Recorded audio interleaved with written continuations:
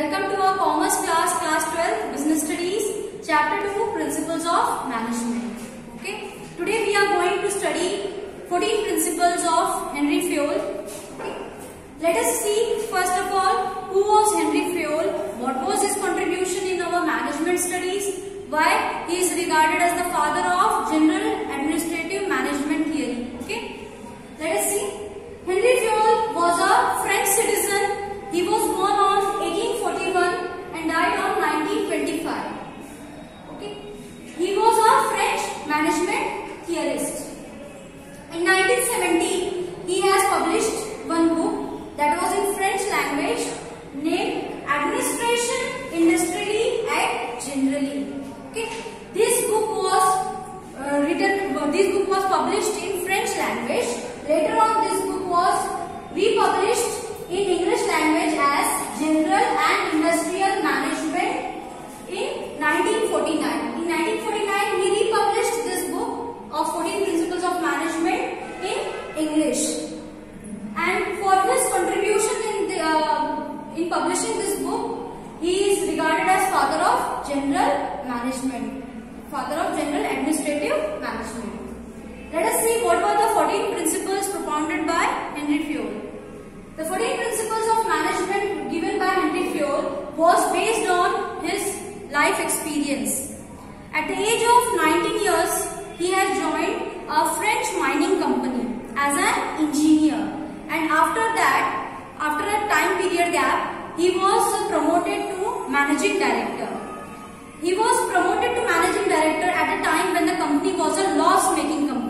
Company का उस समय कंडीशन बहुत ही खराब था और उस कंडीशन में उन्होंने एज अ चैलेंज इसको एक्सेप्ट किया और कंपनी की पूरी फॉर्च्यून बदलने में इन्होंने जो है कि अपने एक्सपीरियंस को, अपने जो भी प्रिंसिपल्स थे उनको अप्लाई करके कंपनी का फॉर्च्यून उन्होंने बदला. तो देखते हैं कि क्या वो 14 प्रिंसिपल्स कौन से थे और उसमें क्या चीजें इन्होंने बताई जिससे कि एक लॉस मेकिंग कंपनी जो है कि रिट्राइव कर सकी. Let us see. First principle is division of work. Division of work here regards to that the work should be divided into small parts, into compact parts, so that the work can be done in a better manner. That is, for example, let's suppose in an organization there are many activities performed: production activity, sales activity, finance activity. Each activity must be divided into a separate department.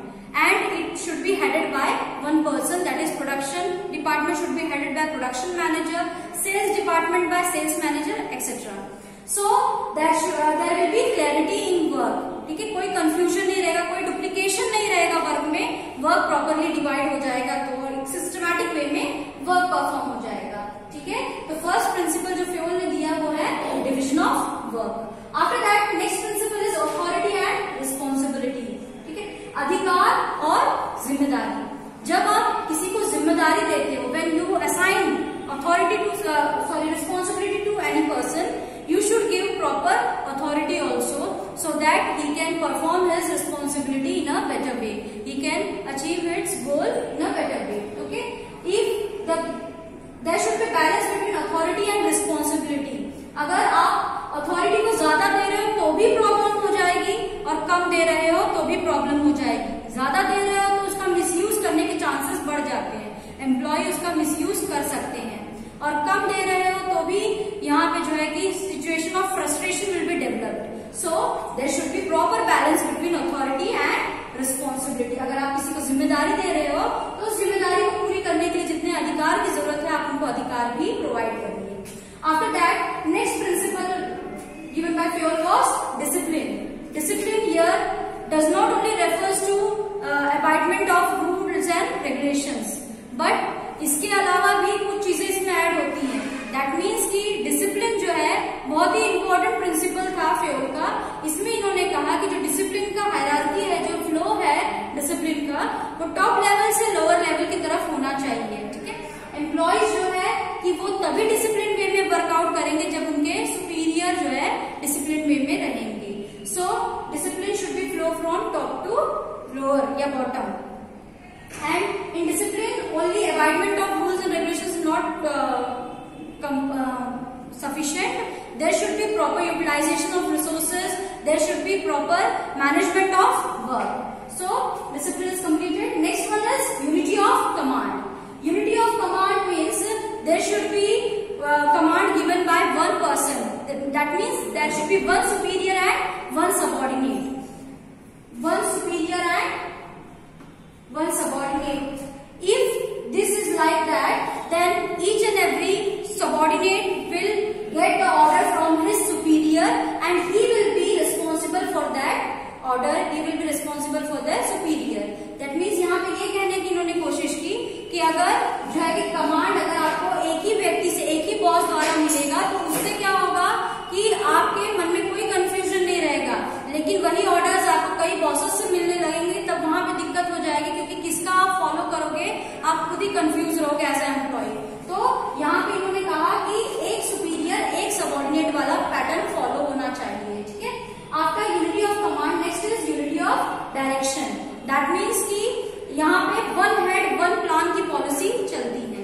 ठीक है, for example let suppose एक area में sales करना है तो sales supervisor के under में जितने भी सेल्समैन होंगे वो उसी सेल्स सुपरवाइजर्स की बात को, डायरेक्शंस को फॉलो करेंगे, दूसरे सेल्स सुपरवाइजर्स के डायरेक्शन को नहीं फॉलो करेंगे। नहीं तो ऐसे तो कंफ्यूजन्स क्रिएट हो जाएगी। दैट मीन्स कि there should be proper flow of direction and only one person will give direction to his team so that proper team work can be function.